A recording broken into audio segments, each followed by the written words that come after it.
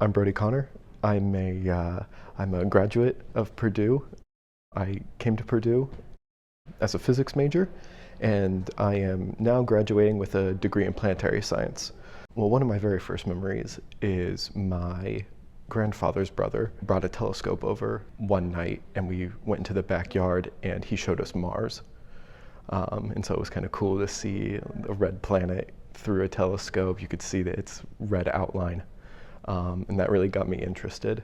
What started out as an interest in science quickly became a want to do it professionally and to get really good at it. So that's where really science became something of, okay, this is really fun, to, okay, this is something that is a little more rigorous that I want to do professionally and pursue at college here at Purdue. It wasn't until the summer after freshman year that I emailed a few professors and heard about a new professor coming to Purdue that did research in supernova, and this was Danny Milisavljevic. And so I got in touch with him and emailed him and said, hey, I'm looking for research, and I'd like to hear what you do.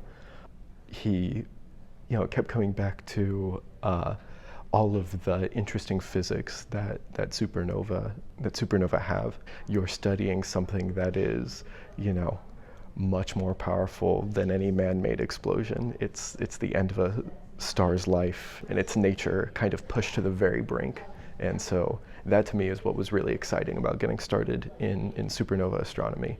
The most challenging thing for me about research is knowing when to ask for help, knowing when to go to a grad student or professor and say, I don't really know what I'm doing right now.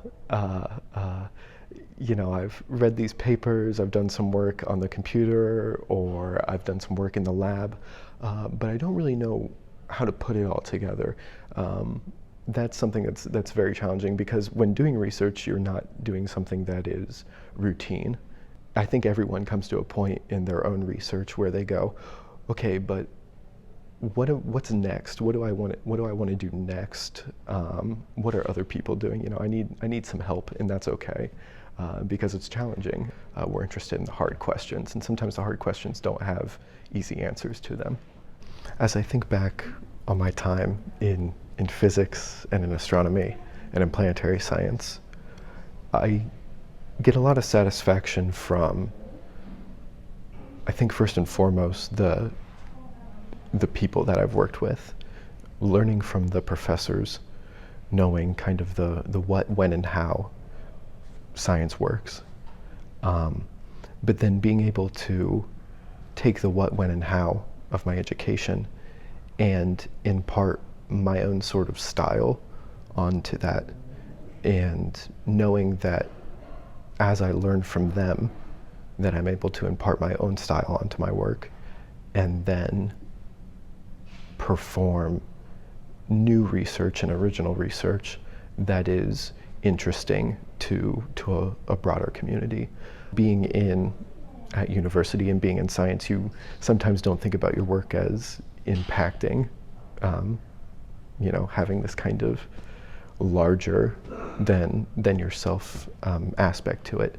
But I think it does, and I think that's what's satisfying for me, is that my work contributes to, at least in some ways,